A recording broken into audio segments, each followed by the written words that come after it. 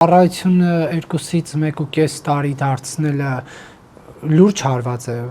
հայկական բանակին, թե ոչ։ Անձնակազմի պակասելը զգացնել կտա։ Ինքը զգացնել կտա։ Ես համոզված եմ, որ վերջը մենք գալու ենք մի տարի ծառայության։ Սա ավելի շուտ անցումային փուլ է։ Այ ոնց որ անցումային փուլը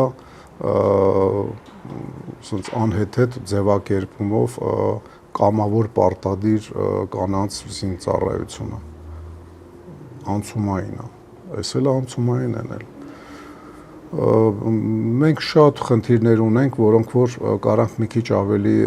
էժան լուծենք, կարանք այդ նույն զինված ուժերի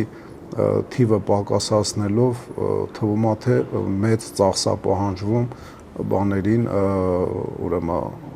պայստազորայիններին ներգրավելը ոչ մեծ ուժ ու եռանդ չի պահանջվում, ընդհանրապես աշխատել է պետք ու ընդհանրապես հասարակության հետ զրույցի մեջ է պետք մտնել ու լինել անկեղծ, հասարակությանը բացատրել, որ սենց է, սրա վտանգը կա եւ այդ վտանգը չեզոքացնելու համար դուք ակտիվ պիտի ասենք ձեր բնակարանները դարձնեք ավելի դժվարամատչելի